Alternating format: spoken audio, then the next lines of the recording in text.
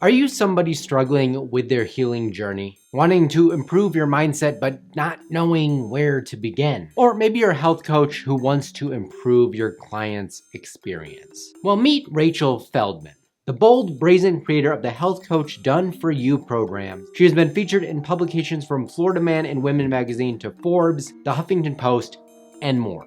After building her health coaching business from the ground up to now making over 6 figures, she expanded her mission to help people like you create your own thriving success. She's here to talk about how to remove all the guesswork and to get you started on your healing path. And hey, if you're enjoying the podcast, make sure to hit the subscribe button and notification bell so that you don't miss any of the amazing guests that we have coming up on the show. And with that, let's just jump right into it. Hey, welcome back to the Road to Recovery podcast. It's me, Ryan, and today I'm very excited. Thank you, Rachel Feldman, for taking the time to be here. Teach us to kick some ass and basically invent our new life story through entrepreneurship and overcoming adversity. So I really would like to open up the floor. I did a little intro prior to this, but I'd love to open up the floor and kind of let you give your side of your own story and kind of how you've gotten to where you are now with entrepreneurship, health coaching, and just your health journey. Oh, wow. I'm like, okay, are we doing this as a 24-hour nonstop podcast? Like, we could. It'd be interesting. It'd actually be really cool. I'm going to try to make this as short as possible to help your audience, which I'm sure, as you and I were just talking about before recording, for that person who is heart-based, they have either gone through their own journey of how to, pain to resolution, pain to transformation. And the truth is, I think that we're always in that journey. So we don't just like, quote unquote, get better, or get to this end date. I think it's the ongoing journey in this human, in this human experience. I started this health journey way before I went to school.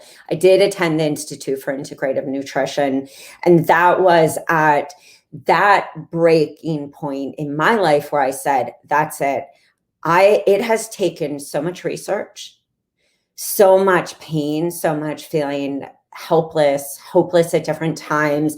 I'm a recovering almost everything. I am that person who appears like everything's always perfect. I say things like, I'm fine, I'm good. And I learned always in life to play that amazing role of the puppet master. Whatever you need me to be, I will be, so that we ensure that everyone's going to be okay. I can get into things that had happened in my childhood, but I think the thing is we all have some level of either traumatic experience or something that imprinted us to make us feel that we either weren't enough or too stupid or too much. All of those, what I call inner critic. And really, I feel the path of the overthinker, the big thinker, the person who feels and sees truth, sometimes in people that don't even want to share that. So when I graduated from school, that was after me saying, wow, not only did I struggle as a child with massive anxiety, it didn't appear that way, but at really 14, 15, couldn't even make it through class without crying, and said to my parents, I'm really falling apart. A few months later, my cousin had actually committed suicide, and she was pretty young. And she had her first suicide attempt when she was even before 10 years old. So it was really close to home for me that this is I don't know if we flipped screens for a sec, that this is something that can easily happen and something that people, that younger people feel. And so that propelled me into really searching. At 18, I went to EST, which is now something like Landmark. And so the search for me was at a very young age, reading Scott Peck, The Road Less Traveled, knowing that I did have that power to remap and rewire. I just thought that maybe it would be fixed with one book and fixed with taking action. And what I realized is that was the beginning of a long journey. So fast forward many years of dealing with anxiety, depression, not knowing how to handle my emotions. That's really, I feel, what our biggest disease in this world is. And so I started to control my eating. I felt, that everything would be perfect if I controlled eating, controlled things in my life. And that kind of worked for many, many years. I, fast forward into even only a few months after being 18, ended up having just another loss in my family, which was a really close a grandparent. And immediately right after, 3 weeks later, I got asthma, not just a little asthma where I was living on prednisone, theophylline. I would say it furthered into my 20s where I was in and out of the hospital every month, and then ended up on life support twice. And simply, I look back at that time, and I know in Chinese medicine, when we're grieving, when we're sad and we're holding it in, it's our lungs. And what I started to see is I am one of those people, which is not uncommon. Thank God we're all talking about it. And thank God you asked me to be here. It's not uncommon that we internalize our emotions, we compartmentalize them, but not in the healthy way of like cognitive therapy or NET or visualization or trauma work, but we compartmentalize that, and the feelings get stuffed, but then they start coming out in a myriad of different ways. I mean, each one of us have different ways that our sickness shows up. And that led me into more digestive issues that had started when I was the young age of 14 with an ulcer at that time that led to colitis, ulcerative colitis, any different, I would say, issue that you could have with gut. And it was then getting myself that help, finding that help, but not because this any one person was this one miracle worker. I think the part of why we hire coaches or we hire people that we want what they have is because they're able to take us to this next part, this next place. And so getting better was going into Whole Fields, which was Fresh Fields back then. We're talking 20 years ago. And reading. I mean, my first book was Paul Pitchford, being relentless, going into Chinatown in Philly, seeing anybody that could help me get closer to that next step.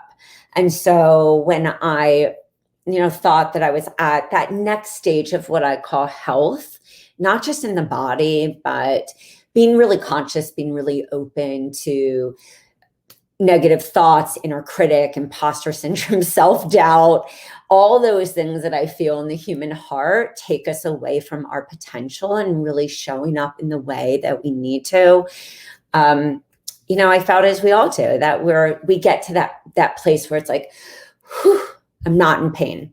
I met my husband, I had kids, and they had their own set of health issues, some early intervention, heavy metals, things that were passed down. And I also knew that I believe a lot we inherited habits, cellular memory that we do then hand off to our children. No shame or blame. It's just part of, how we also work through our things. We think that they're gone, and then, they get triggered. And it's not even has to be a bad thing. It could be a really great thing that happens, like a baby being born, and just those insecurities and fears. And probably for those people listening, even right now in 2021, and of course, if we're listening to this years later, it will be, we can look back and say, yeah, wow, that was really a year that triggered a lot of different people in their own ways, brought up memories, triggered, because there was such uncertainty to try to control things, maybe habits that you thought were gone or you thought weren't really there, that you found yourself over drinking, overeating, under-eating, over-exercised, under, all these things. I just call it the ways that we manage the complexity of the human experience of our heart. And I didn't learn those tools from my parents. And most of us don't, even if they are amazing people. So seeing that with my children, being really scared, seeing what has been passed down generationally in my family. My grandma died of a bleeding ulcer, was had addictions of her own sort, managing. I come from, as we all do, if we're really brutally honest with ourselves, we all come from a lineage of sickness, passed down, habits, traits, and we do our best to not reinvent them. But unfortunately, for most of us, it's so unconscious that we find ourselves in the vicious cycle. So I said to my husband, that's it. If I know how hard I've had to work, I can't imagine how many other people. I grew up with a bunch of kids in Philly. I would say the majority of them are dead. And that's not to even have, as we usually in our culture, like, oh, I feel so bad. It's the awakening to see what we are actually dealing with in this world. It was enough for Kate Spade, who had a lot of opportunities financially to get support. She committed suicide. It was Anthony Bourdain. We've had these years leading up, and we still were like, oh, it's too shameful to talk about mental health. It's too shameful to say that I have anxiety.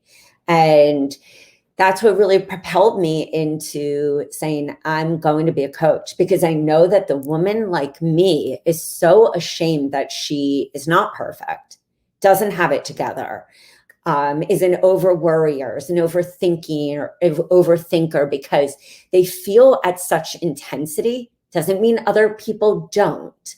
It means that some people feel at such intensity, and it's hard to really verbalize that to another person and then feel heard. And so with all the diagnosis, misdiagnosis, people saying I would be X, I would be this, all of the letters, I just knew that there is a person like myself who really struggled as a child. I had learning issues. I just thought I was stupid. And that is also what led to, and that was teachers being like, oh, you're not so good at this. Thank God you're pretty and athletic. And, we have these experiences in our life that imprint right there, Oh, okay, well, I'm stupid. So I'm going to just invest all my energy into my looks, into my athletic performance. And that really set in motion what many of us do. We overdo because we don't feel that we're enough. And so I knew that I had no idea how to build a business. Truth is, I still create offers completely out of my bunghole. And I think always, if I were in this massive pain, in different experiences of my life, doesn't mean that I created every offer and every freebie and every workshop, every talk to be about myself. But I thought feelings are feelings.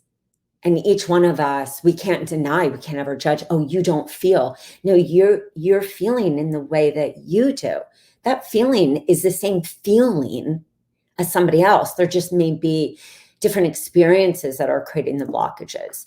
And so I had no idea how I would start a business. At the same time, I just graduated from school, and the stock market had plummeted in 2010. And in a snap of the fingers and a blink of an eye, my husband said, we've lost all our savings. Thank God we own our house. What are we going to do? And I said, I'm not going to go back to commercial real estate. I'm going to be a coach, because I know this is what I'm meant to be. I know I've gone through a lot of things, maybe a little too many things, to be of service. And that led me into starting my business, feeling the struggle and the overwhelm as everyone does, not knowing where to start, but I started. And I thought constantly, as I still do, 10 years later, which in the online space is a pretty amazing thing when you can make it. And we'll wrap it up with this is 10 years later, I still do the same thing. And I had a thriving coaching business. And at the 5-year mark, because we started developing done for you programs and content, because I needed them for my business, and coaches started saying, would you sell this to me? And so at 5 years into my business, I said, I'm going to put my energy here, help other coaches to really spread this message. It's not one person, it takes a village. And if we can all get that message out there in whatever way that is for your ideal client, maybe this world would be a little better. Maybe we would have less disease, we would have less sickness. And so that brings us to where we are today. I think that's really, I mean, I don't think I could have told it any better. You did a great job of kind of condensing that, because a few things you said really stuck out to me in that. And I think the key is that in some way, shape, or form, all of our stories or our struggles or whatever our issues are, all really are more similar than they are different. The way they manifest may be different, but usually the triggers, we can all relate to at least one of them from one another, whether it's a childhood trauma or things that we have kept suppressed emotionally. And I think it was really interesting. The one quote that I really loved from you was, our life experiences come from the ways that we manage the complexities of our heart.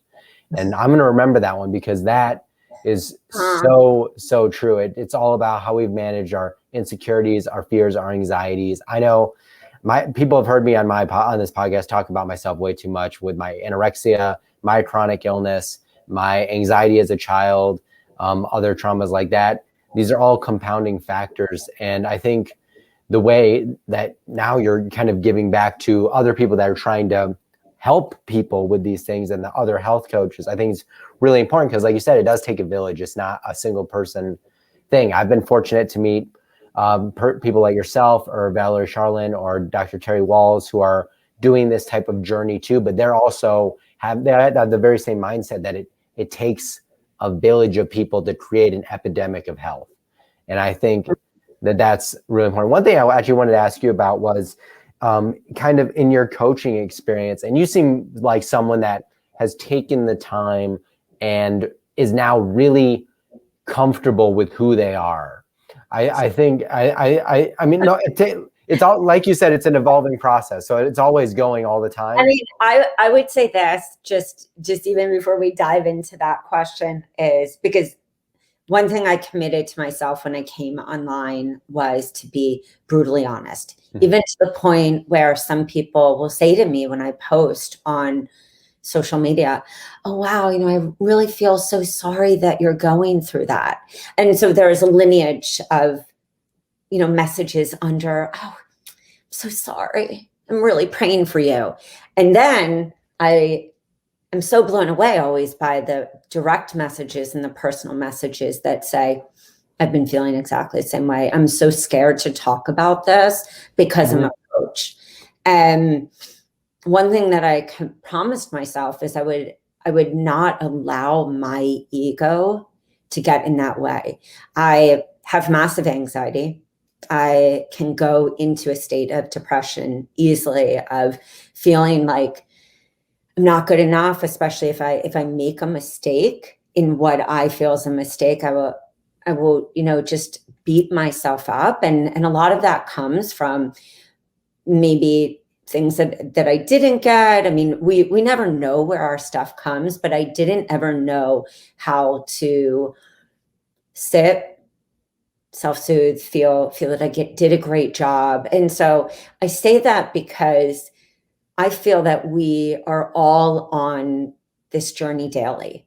And I know that a lot of us hold this stuff and we feel shame about it instead of like giving it light. I just said to my son, who is very similar to me in his intensity, I said, your greatest job, and if you can learn this at 14, I wish I did, was to know that there's always going to be a complexity in that feeling because of how your brain is. But if you can learn how to not have those feelings pull you away from showing up in life or pretending, you will have nailed something that most of us don't get to. And then, just like you said, it gets this place of disease. It gets this place where our body is really, our body, our mind, our faith, our everything is crumbling. So I say that because, I'm sure every different person in their field has something that kind of really pulls them back. And we work on it so it's not choking us or screaming, but it's like whispering. And so in that moment, we can say, oh, wow, trigger name, you've been here before. Like, sister, I don't got room for you today. Mm-hmm. And that's because we stay in community and we stay in support. So why, you kind of answered a little bit there, but why is being vulnerable, whether you're a coach or whether you're just somebody who's trying to improve their health, why is being vulnerable and honest with yourself and the people around you so important to that journey? So I always say to people, everyone's got their different definition of vulnerability. But vulnerability, if we're speaking about coaches, is that if we are not, if we're always just in the teach mode, like, I got over this and this is what you should do, and here are the 5 ways you can do this, then our potential client doesn't identify with us. So if we're not vulnerable in the way that it feels right for us to show up, that person may have a tough time identifying with something that either we've gone through, because what we've either gone through or what we've witnessed or what we desire to see changed in the world really is what separates us from other people. Of course, it's the client journey and the signature system, which are our signature offers from free to paid. But if that coach isn't sharing, like, I wish I would have known this, that to me is that state of vulnerability. I tend to go very TMI because that is what my person, the secret keeper, the person who has like shame that he or she is not perfect. It tends to be a high overachiever mindset. Doesn't mean high performance, high achiever, high standards. Then that person's not going to identify with me. Furthermore, my ideal client, young child, I've worked with kids very young to 96 was my oldest client. They have a tendency to not trust for myriad of different reasons. And so I knew, in knowing the type of person that I would potentially attract, it was vital, because where we've deviated is we think, oh, I'm going to show up on social media. It's like, no, actually, you mean you're showing up to have a connection with a human being in their human experience. So that's extremely important. The second part is for anyone listening who maybe is a client of yours or, on their journey, there's not been one thing that I've ever overcome where I didn't have to be brutally honest with myself about why I was doing it.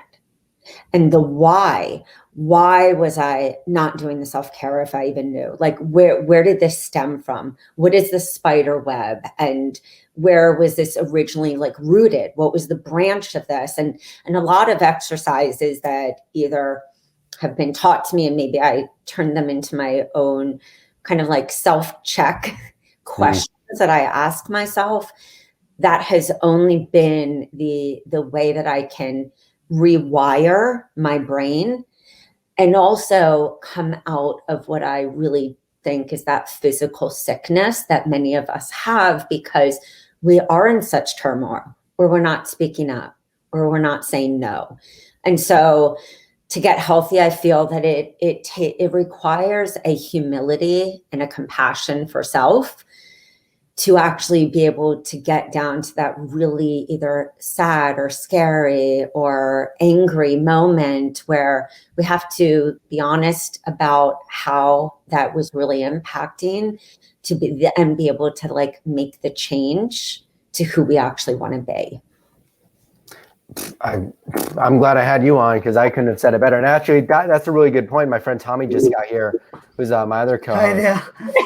Hi there. And he was just working with a client. So I'm sure everything Rachel was just talking about probably rings true to you with working with clients. And in a way, it's like at least what I found when I've talked to other people that have reached out to me, because I get messages on my Instagram where I put out something that may be inspirational or whatever, but really all of the things I put out are really more of just a message for myself, because I feel like I need to, in order to practice what I preach, I need to read it from somebody. And if I'm reading it from myself, maybe I'll take it or something. And it's always a process. But when people reach out to me and ask me about, oh, how do I deal with this and it's like, I wasn't doing that for the last 6 years that I dealt with anorexia or all those things. I wasn't honest with myself. And it actually wasn't until I got sick with other like neurological problems where I felt like something was really wrong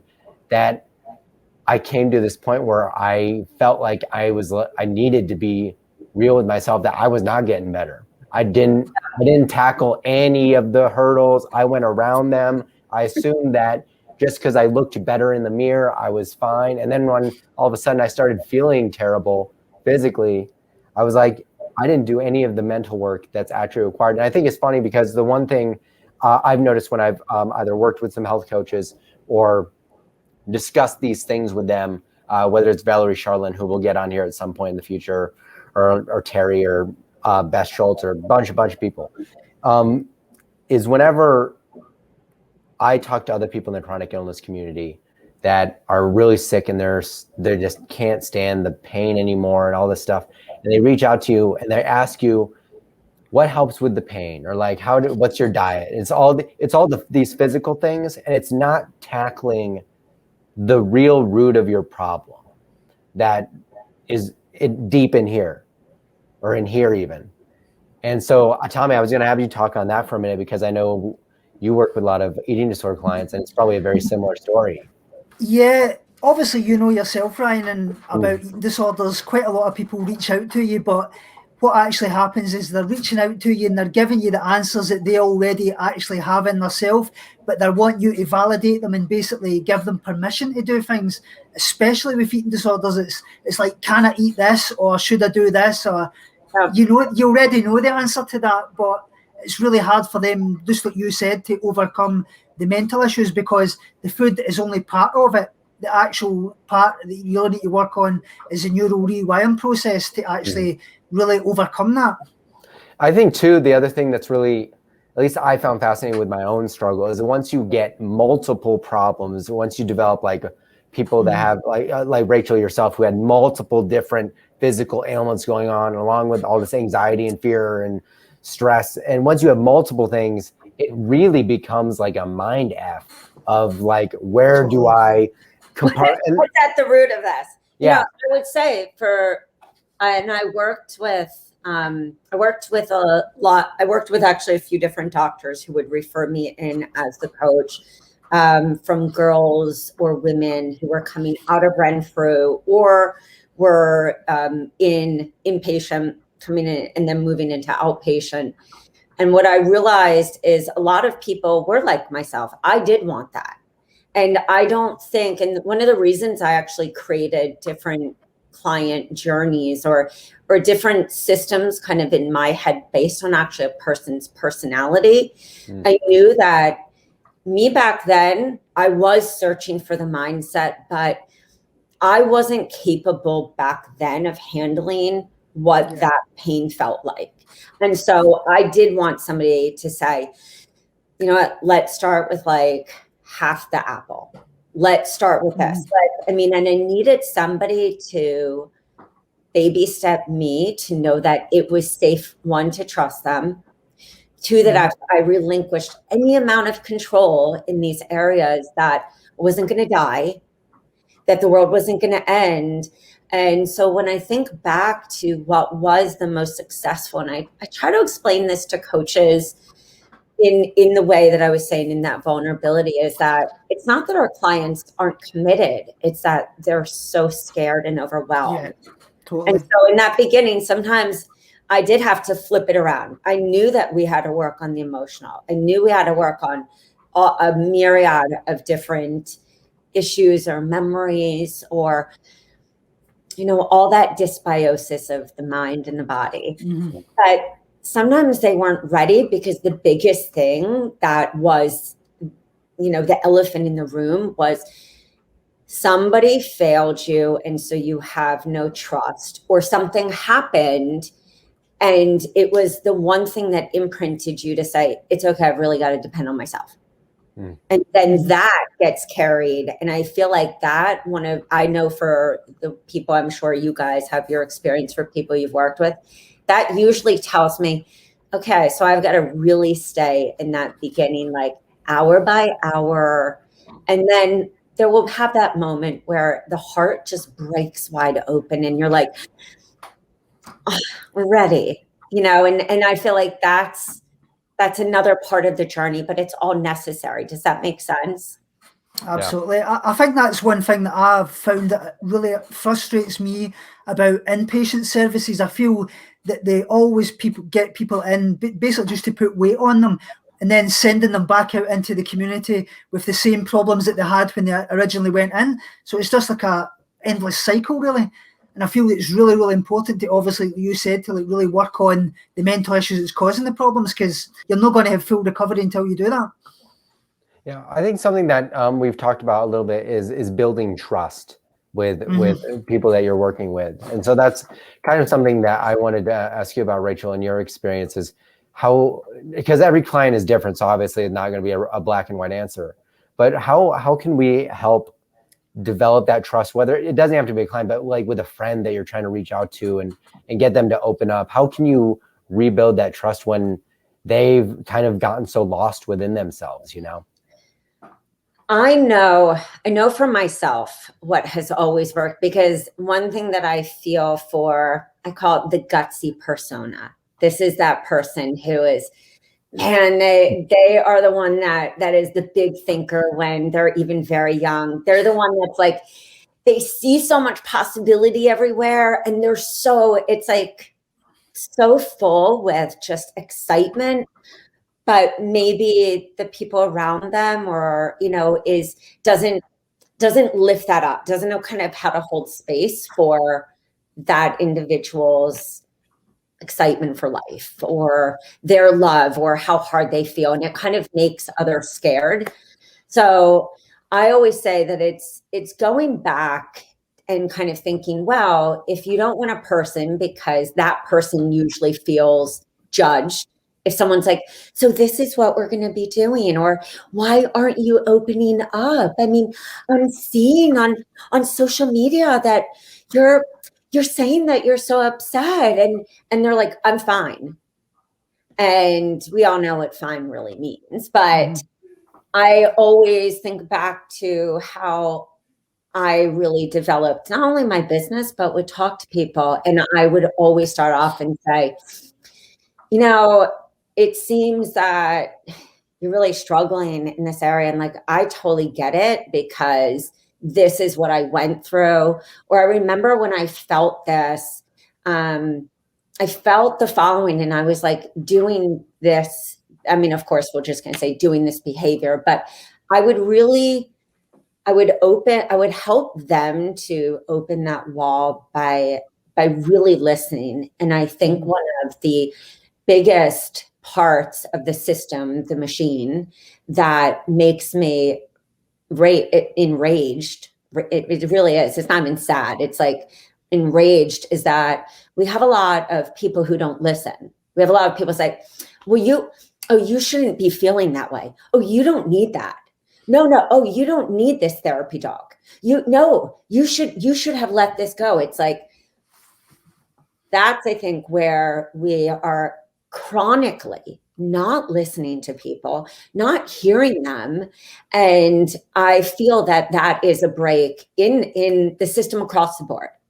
I mean, in every different place. And so I feel when you want somebody to open up to you, or if you're on a discovery call, or maybe a series, because it actually may take more than just 20 minutes to connect with a human being and have them trust you, even though that goes against every guru. Oh, 20-minute sessions. Are you joking me that you want somebody to get on the phone and build that trust with me? Even if they've been warm and downloaded everything, they're trusting me to take them from hell to this other place where they're not gripping. And so I would always say, if I felt that pause, or even if you hear that pause on the phone, or where you see that person, you can see either the eyes, or you see kind of I have a different thing that I do in my shoulder whenever I'm uncomfortable. We can pause and say, you know what? We may be going too fast right now. Let me tell you why I do this. Let me tell you what happened. And for me, which I'm sure both of you are from just even meeting you today, you kind of get this like tap on the shoulder. Mm-hmm. Some people say, oh, I'm an empath, I'm an intuitive, so I get downloads. I just say, I just get a feeling that I need to share something that may be very private, but the reason I talk about authenticity is we went through this pain to turn it into a product. That's not salesy. The product is what we say, how we show up. We are the walking product. And so if I feel that this person needs to know that I was raped at like 14 and a half, 15, I'm going to say that to that person with no shame.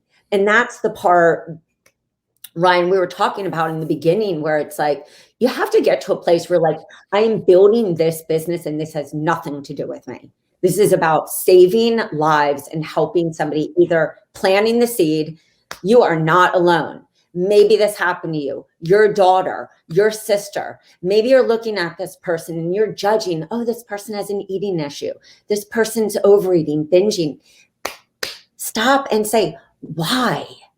Mm-hmm. That's the part where, sometimes people do keep those closed, really closed. And that's why I would always partner with people, either for them to do acupuncture, EMDR, NET, tapping, homeopathy, essential oils, because some things are so tight in the hypnosis, or so tight in the blockages that, as we said earlier, does take a village. I hope that wasn't too long of a reply.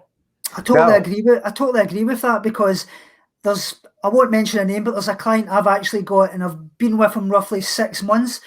We've been trying to work through what the issue is that he's actually got, and it turns out he just actually announced recently that it's all going back to his father abusing him when he was a child, and basically because he was an alcoholic. So it's just like you said, you can't expect people to open up to you right away. You've got to really kind of build that trust. And thank God you guys are doing this, because, for God's sake, it's like this last 5 years has, I think, been the first time that men are giving a voice to men who have gone through this stuff. And this has been forever, a little too long. Absolutely. I started speaking out roughly 15 years ago. And back then I was the only person that was doing it. And the reason why I did do that is because I knew that we're underrepresented. There was that stigma around it. And I felt that I had to let people know that anybody can get an eating disorder. It doesn't discriminate against any demographic or person. Yeah. No, that's how me and you met. We met basically in a YouTube Facebook group, and that's how we connected, was because I think I was like in like pretty much the depths of just getting out of like the depths of like the physical aspect of my eating disorder at the time. And that's how we met. But it's taken me really till like probably, I would even say like a month or two ago, to even like really be honest with myself, like fully. And the thing is, I do this thing, and so many people do this thing. And by the way, this isn't just eating disorders. This is just with any sort of mental anxiety or past trauma or anything. They do this thing where they're honest with themselves. They say what it is, but there's like this subconscious like disbelief that you're not connected with it still. Like you're not accepting it. It's like a denial. You're admitting it, but it's not, you don't believe it. And so that's like a whole nother step. And another thing I've really, I'm almost yelling now, I'm getting into it. But the one thing that I found really important, and I heard it from someone yesterday on Instagram, was finding personal identity and the importance of finding personal identity outside of whatever your ailment is and stuff like this. Because I see, and it's great that people are doing this on Instagram where they're raising awareness for rare diseases or their illness, and they're talking about it and they're being vocal, but there's a level of separation that we also need, because we are not those things that make us sick. I am not all of my fears and insecurities. I am not my small fiber neuropathy. I'm not my eating disorder isn't who I am. Those are all things that I have to deal with and improve upon, but they're not my identity. And the thing is, sometimes we talk about them so much, even from coming from a good place to bring awareness, that it actually ends up being a detriment and we become that identity. So how important do you think it is, Rachel, especially like with people you've worked with that are going through like autoimmune disease recovery, any type of recovery, to kind of get them on that? Since you guys are really, this podcast is specifically, I mean, we're talking, of course, about many elements of getting better, but, you know, even to just talk about the eating stuff, I think I was 14 years old when I remember my father giving a little more attention to my stepsister, and she was an overeater. And I remember watching and being like, wow, she's getting so much attention, and instantly saying, he'll give me more attention. I mean, it was that like simple, just, and yes, there was other stuff going on, but I remember that moment. And like many of us, I can remember actually the moment where I'm watching this saying, I want more attention. And so that started where I was not eating. And then everyone says, oh my God, you look great. Like, you just look amazing. And then that trickles into, for me, not being able to keep that restriction. And then moving more into like the binging and the purging and the control, and then flipping back and forth, you know, depending on kind of what was in my conscious, like, was I worth that? Was I not? And then I think it does with anything become an obsession, because that's 24 hours in a day, which is 86,400 seconds. I mean, 24 hours. So how much of that time is spent controlling that so that there is a wall to the rest of the world? And so for me, when I look back at all the things I've done and to acknowledge, I can't tell you how many times I went to eating meetings and were part of groups, and it's not that I was pretending that I didn't want to be there. And it said I really wasn't ready. And I would watch other people getting better, and I just thought, this is never going to happen for me. Like, I'm too damaged. And I think that's the part where it is about what we do. I mean, we have to acknowledge like how the food plays a part and reforming a healthy relationship, which I believe doesn't just happen overnight, because that is the thing that gets triggered. And sometimes we don't even realize it's happening. You know, we're like, oh my God, wow, I was really stressed and I can't believe like I skipped like, you know, I haven't eaten and it's 3. And just knowing like what is that healthy way of living that brings peace. I think as far as that next step, I know when we go through recovery in any area, it starts to slip away that identity. We start to not have to maybe be around all people that are in that same place, because I know a part of healing is being in connection with somebody who gets it. And I think that's why people who specialize in certain areas, doesn't mean that maybe you're not talking about chronic illness, but like this part is the one that somebody would say, I have to hire this person to get me to the next place. And then we hire that person at the next place. But I know that I had to be extremely honest, and I still have to be. And I wasn't capable of that level of honesty back then. I was showing up and doing, I was acting as if, which I think is a really important thing. But I had to let go of shame that ran my life, that I felt that I wasn't strong enough to handle my emotions or to process or to feel them. And I had to be honest on why. And that part was years of compassion, self-love, a lot of, I think, forgiveness. Mm-hmm. And really doing, I mean, we know that inner child work, but really seeing, okay, this happened and you don't want to let it happen again.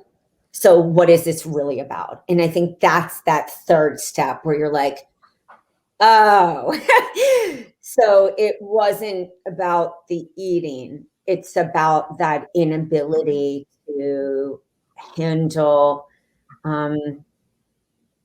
life. I mean, I would always say, if the chessboard just stayed exactly the same and I was moving all the pieces, then I would have no worries. And that I feel is for many of us with the eating, we're moving the chessboard perfectly so we don't feel pain. So we're numb. And there's a little disassociation happening because that's the way that we've guarded and we're not letting anyone in. So I had to be real honest on what did that provide me as an emotional armor. I had to be real honest about how I felt about myself. Oh, look, I'm able to do this. I'm so much stronger. Like I have so much more discipline. And I had to understand what was lacking in my life to really get to this place of, I feel being able to actually go back in time and looking at that situation from an overview and being like, ooh, if I can go back here, where am I actually redefining these emotions that I felt so they're not imprinted in me anymore than having someone be able to go like this, boom, trigger, and then cascading a series of what is hard work. And sometimes we all do that, like this year.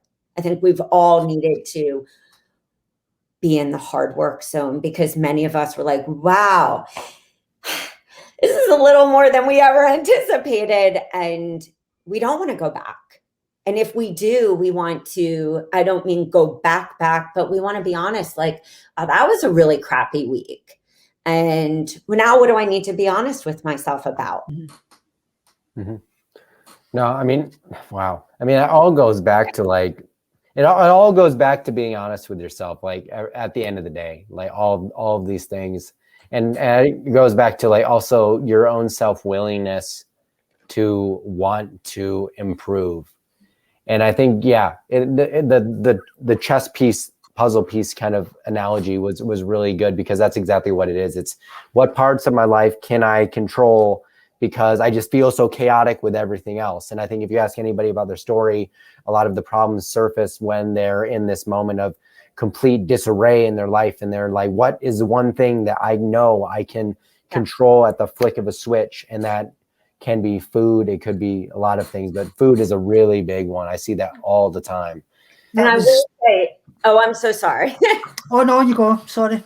The last part of that, and I think this is really important for people who may still be in it or at that infancy part, is that last step. And I can say this, now at age 45 and looking back, I mean, that's a lot of years, is that fourth step is being willing with and everything you just said, Ryan, it's like, it's being honest with self, it's redefining self. That fourth step is, okay, I trust myself enough that I can, with discernment, now start to depend or trust others. Because I would say that end part is exactly what you guys are talking about. The person who's hiring you, they're at that place in the beginning where they're saying, I'm going to trust you. But now that fourth is, so I do trust myself to be able to hold my capacity, hold space, hold boundaries, and stand up for myself. but so I can actually now integrate people into my world. Mm-hmm. Mm-hmm. Yeah. I think we'll have to do a part 2 at some point, because I'm like getting like, we could, like you literally said we could do a 24-hour. I'm so sorry. I interrupted you. What were you going to say? No, I was just going to say that it's totally about control, because for myself, I must say that I never really subconsciously thought about controlling food. Basically, for myself, it was through grief. My mum passed away when I was 17. And then I obviously had a relapse with the loss of my dad. Then my wife's ovarian cancer and her miscarriages. So for myself, it's always been basically to escape the pain of that, really. Not subconsciously. You actually said it. You sometimes don't even realize you're doing it. And I wasn't like that. I wasn't actually subconsciously trying to cut down on my food. It would just kind of seep in, and then it would become like an ingrained behavior until it became myself, really. Oh, hands down. I mean, and I think that's the scary thing about not only this disease, but I would say, just as you just so eloquently added in, Ryan, is you can't just say, I'm never going to eat again. No. And I think that's why when it comes to food, whether it's an eating disordered or it's massive stress eating or binging or overeating, you can't just say, I'm never going into a food store again and I'm going to be, good and I'm doing IV therapy. I mean, it's like there has to be a redefining of every aspect of life. Yeah, I mean, that's why, like, even for me, like I've said this a few times on the podcast, but the big thing that helps me is like I just don't try to identify with that part of myself all the time. I try to focus on, I have like another YouTube channel that's completely separate, that has totally different theme. It's not health related at all. And when I focus on that, it totally takes me out of thinking about anything that has to do with any of those darker thoughts. And it's great, because that's who I actually want to be. I don't want to be tied down to this chain of being consumed by food and all this stuff all the time. And I think at some point in everyone's journey, they need to find that outlet for themselves, whatever it is. And sometimes I can be like coaching other people and helping them through, because sometimes once you've been around the block, like you have, Rachel and Tommy, you've been around a few times. You see people's problems from a completely different perspective than the Gen Pop would see it. Mm-hmm. And so it's almost, in some ways, I almost feel like I have a responsibility to use what I've learned to give back to other people that have been going through this. And I know, Rachel, you feel this way too, and Tommy definitely does. So maybe as we're kind of exiting out here, Rachel, you can kind of leave our audience with some final thoughts on just, if you're someone out there and you're really in this dark place, where is somewhere they can just start with this journey? Oh, wow. I'm like, okay, I'm going to keep this one brief. I would just say, even in closing to what you just said, is I had many different people say this to me, is that we are not defined, we just are. And that means that doesn't mean you shouldn't have this other YouTube channel. This is an example, is that you are past it. Like, that's a mindset shift. It's always going to be there, and it's going to not get to the point where it feels like it's choking you or it's holding you, but it's just like faintly whispering. And so I feel that there's no separation. There's no separation even in different businesses. It's like we just evolve. We just take our people through that journey. Because if one is about eating disordered on the YouTube, guess what? You're not there anymore. So you just are that beacon of hope. So in that, I'm saying, where does somebody go? They follow people like you. They understand that on that channel, they're not only going to hear that darkness, but that's not where the focus is. You're like, you were here, or you may be here, and guess what? You're going to be here, because I don't focus on this. And I know that it can be hard to get to that place for all of us. But I always say, one is start being honest with self. One thing I always suggest is, while no one's watching, no one needs to. It's only you and your peeps, your higher ups, or your Godder. but look in the mirror and allow yourself to really like cry and start saying things, not even just basic affirmations. It's like, start saying, you're not a bad person, and really getting into that beginning place of being open to actually then have help. Read books. If you can't go to, or if you can't hire a coach, it's like, stay in that place where you are getting your toes wet so you can go and then hire, coaches like yourself, and then continue to do that work, because that work is, feeling safe enough to be able to handle life without needing to manage. And also the part is to just know that, if you're someone like me that has ongoing anxiety, to just be conscious that maybe you're better not, in a huge group of people, like really know what are the things that make it easier to connect and show up in life, and start saying no, start holding boundaries, start,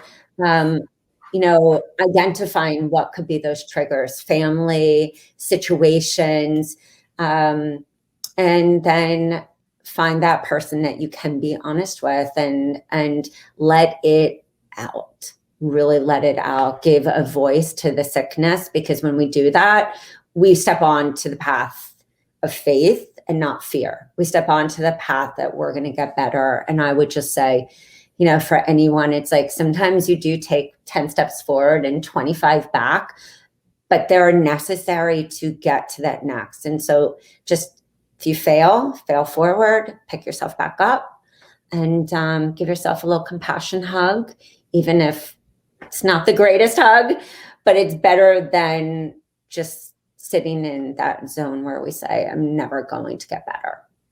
No, that's a great place to start. Thank you, Rachel, for taking the time again. That was a magical experience. We'll do it again, I hope.